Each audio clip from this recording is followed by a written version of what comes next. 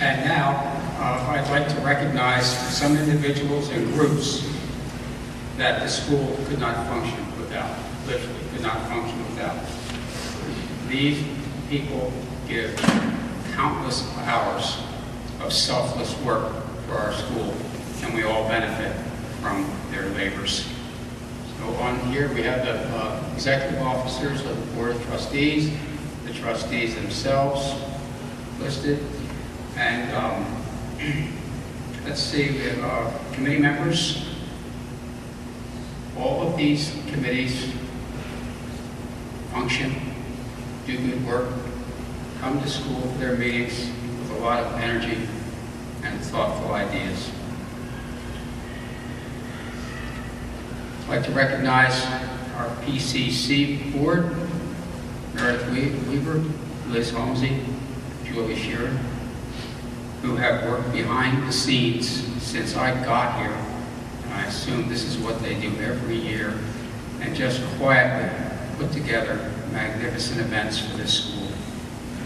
Thank you also to the many room parents. I know there are lots of you in this room tonight who just spring into action at a moment's notice to make the things that go on in our classrooms work week in and week out. Annual Fund, I'd like to thank Faye Savage and John Murphy and their team for the momentum that the drive has. They're going to tell you a little bit more about that in a few minutes, but we're doing very well this year. And remember, there's a drawing at the end of the evening for a tuition deposit, $1,000. Still time to make a pledge. You do have to pledge to play. So please remember that. And of course, the auction, and Allison and Mike Arkeson, and Jennifer and Mike Bujarza are here tonight, and they are cranky. They are here every day, putting in long hours, even though the auction is in May. This is what it takes to put together the kind of show that we've come to expect of our auction. Over the past year, Jen Fausto has led the effort to find the next head of the Grosse Pointe Academy. This process was clearly successful, thanks to many thousands, I mean thousands of hours, thousands of person hours that Jen and her committees have given to the search. It's the most important thing that happens in the life of the school, and I think Jen has done a noble job in pulling this off. Jen, would you come for a minute, please?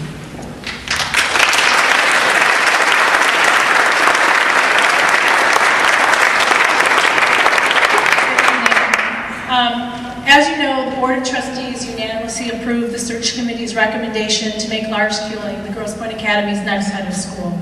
After a long 14 months of hard work, we are all so pleased and very excited that we not only found a head of school, we found one we feel strongly will meet our needs and move us into the future. Lars Kuehling is a bright, young, energetic educator with an incredible passion for education and for kids. In his current position as a middle school head, Lars has used his passion and talent to create a school where there are now people on wait lists hoping to be enrolled. When we visited his school this past December, it became very clear why people wanted to be there. The sense of community, value, educational innovation, and tradition were found around every corner and in every room.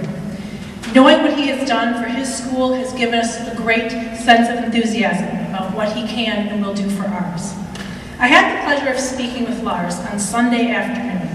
He was in his office at school, working. It spoke volumes to me regarding his commitment to the important work that he does and the work that he wants to continue to do. I asked him, when I stand in front of the GPA community on Tuesday evening, what do you want them to know? And this is what he said. First, I want you to know how honored I am to be the Academy's next head of school. I value the Academy traditions and the foundation on which it stands, and I look forward to working with all of those who make the Academy such a special place. I also want to reiterate the importance of the Grosse Pointe Academy education, safeguarding its rich traditions in conjunction with continuing to build 21st century learning principles that will carry the Grosse Pointe Academy into the future. And while I know there is much work ahead, I am inspired and excited about the challenge. I look forward to building relationships and working together with all of you for the future of our very important children. End quote, just so you don't think I'm continuing to quote. Back to me. His role at our school will be extremely important. So I'm hoping that as many of you as possible will come to meet Lars and welcome him when he visits our campus for the first time officially, April 2nd and 3rd. He is truly inspiring, and we can be very proud that he's going to be our next leader. Finally, I just want to say once again how much I appreciate all the hard work that went into this process. I want to thank Brian Dunkowitz and his advisory committee for their incredible contributions. And again, I want to thank my own committee because I'm not one person standing up here, I'm not. And I've never worked with such an incredibly dedicated group of people, and this could not have been done without them. I thank you all.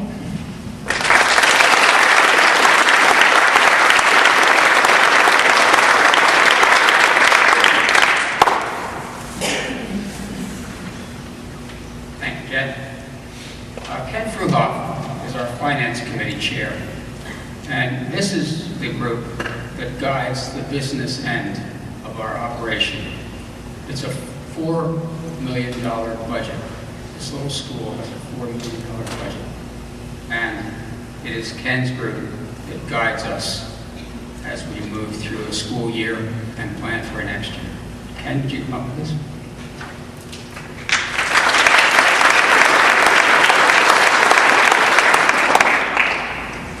Hello, everyone.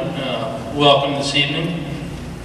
This is my first year as Finance Committee Chair, and it has been a year with some challenges. Our business manager, Jim Murdoch, is just now returning after having a fall off the ladder and being absent from the school for, I think it was almost 4 months, Mike, wasn't it?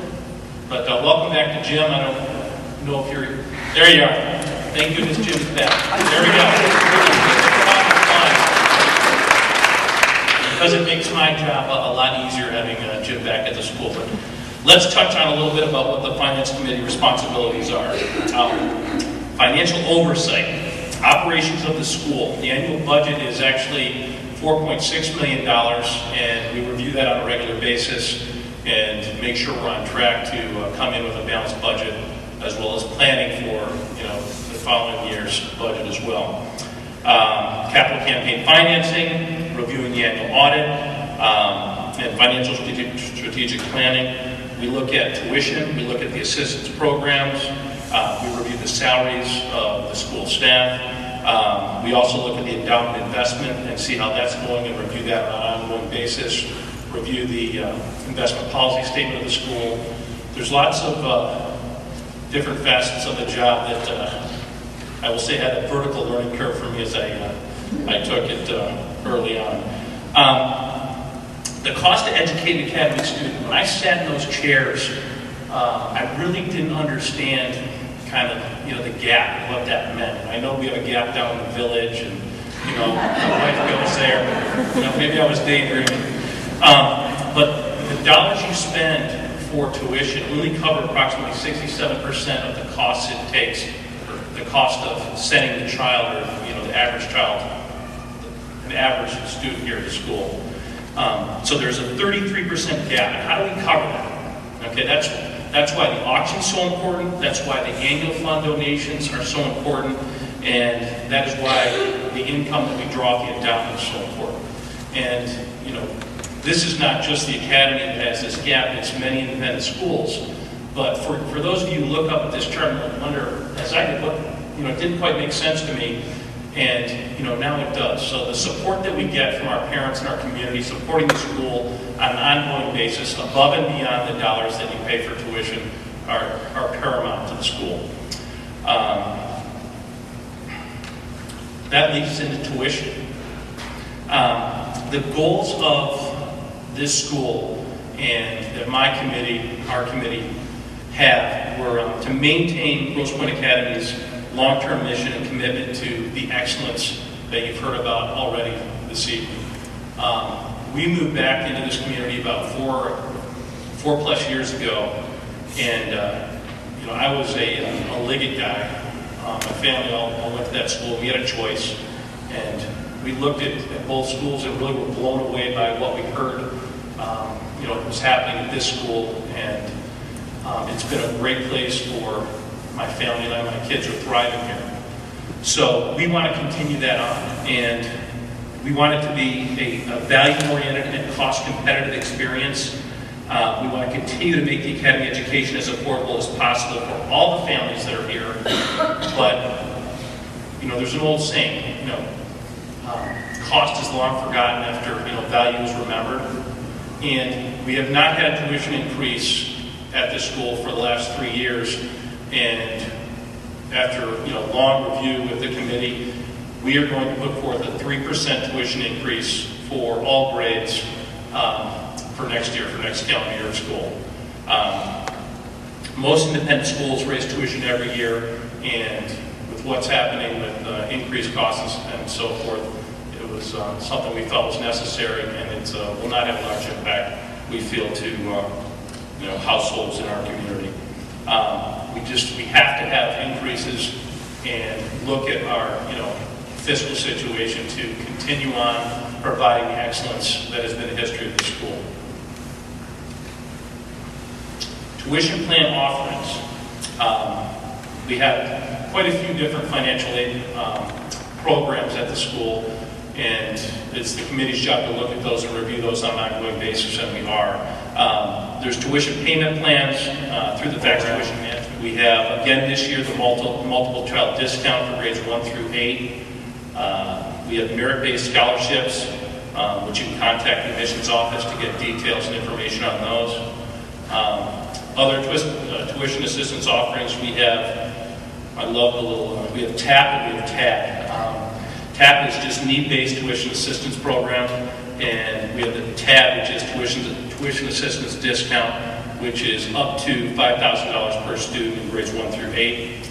For answers to your questions on any of these programs, call the business office, and you also will get information mailed to you in the enrollment kits you will be getting fairly soon here in the future.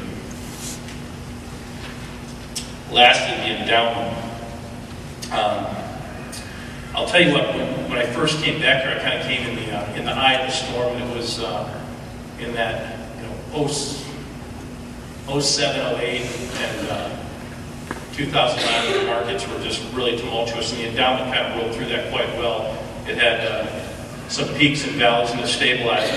As of February 1st, 2012, we stand at $8.2 million on the endowment, and in the future we will be looking to increase the funds that are in the endowment. But for right now, we're pleased with what the performance has been on that portfolio, and it's run by a group called the Common Fund, and they're doing a good job, and we're reviewing it on a regular basis. So I thank you all for your time.